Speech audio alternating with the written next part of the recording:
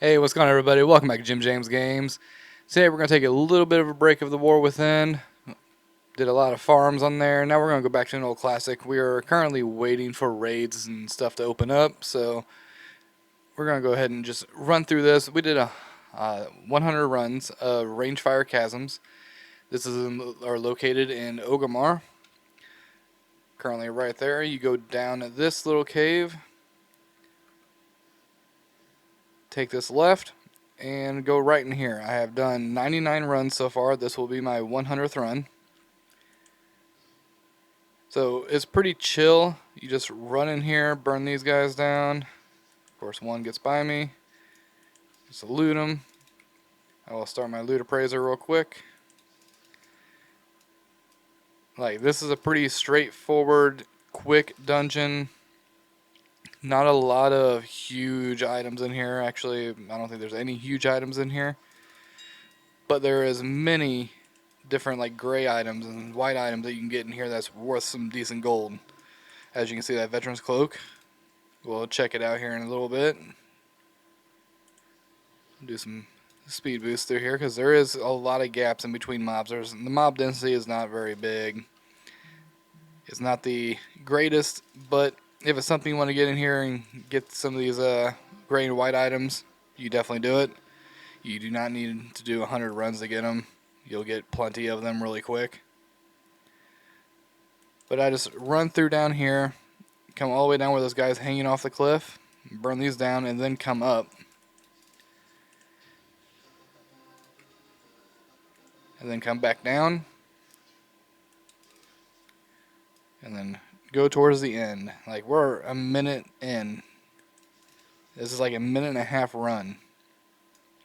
It's, again, super quick. This is the last boss right here. And then I'll just dream walk in and out.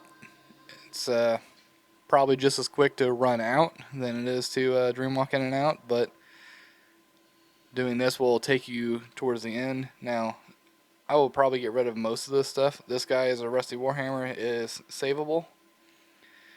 All these greens, stuff like this, it has a good sales rate, but it's not a whole lot of gold. There's 3 items that have the same appearance, so I go ahead and disenchant them.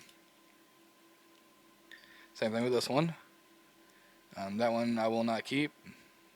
Disenchant that one, even though it only has one item that has that appearance. It's only worth 10 gold. So all the rest of these I will just sell.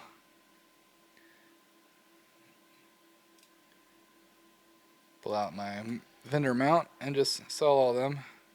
Now sometimes it likes to hold on to those. So right now I set it as useful. I use an add-on called scrap just to save them.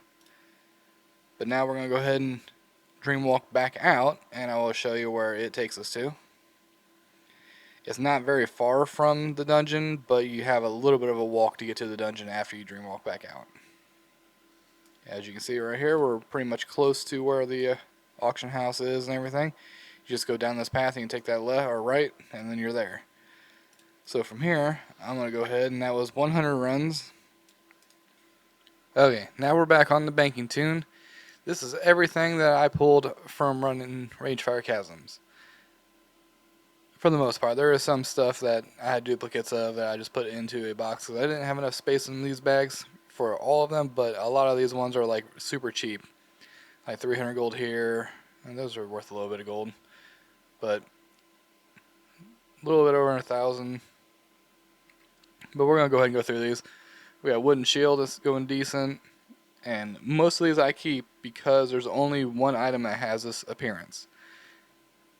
Now all these grays and whites that I have, most of them will only have one item that has the same appearance, or this one right here has 2. But it definitely has a really good sales ranking as a .033, so that's super fast for a transmog, that is. So I will hold on to those and try to sell as many as I can, as quickly as I can. That's the name of the game. Definitely easier to get the transmog than it is to sell it. You need to have a pretty vast amount of transmog in order to have consistent sales every day. I have roughly 3,000 auctions listed, and I I get like 60, 70 sales a day. So definitely wish it would be a little bit better, but definitely not complaining. As you can see, nothing like super major. A couple thousand here and there.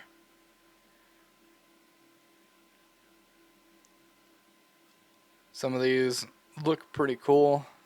Some of these are very common. You'll see a whole bunch of them. This one's 3,000 gold. I don't think it's going to sell for that, but that'd be awesome if it does. And we're getting down here towards the end here.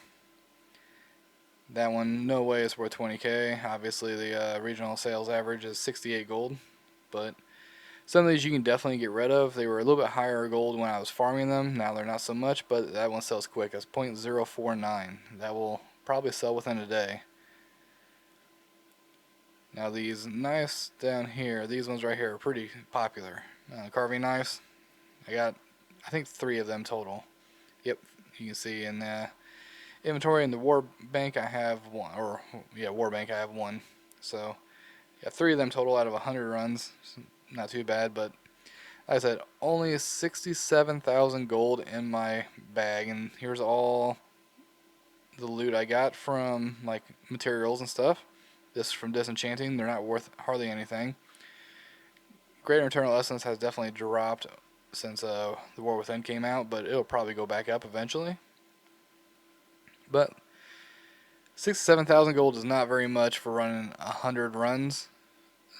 But running these, it doesn't take but 20-25 minutes to do 10 runs. So this is literally only like 4 hours worth of running. Still, it's not even worth 20,000 gold an hour. It's not the greatest, but this is something to fill out your auction house if you haven't ran it and you ran a whole bunch of other things. But definitely don't recommend it. But if you like these kind of videos and watching the 100 run videos, I will have more out eventually. But right now the War Within just came out, so we're running a lot of different farms in there and trying to do a lot of videos for the War Within. But once it slows down, we will go back to the old content. But until next time, I will see you all later. Have a good one.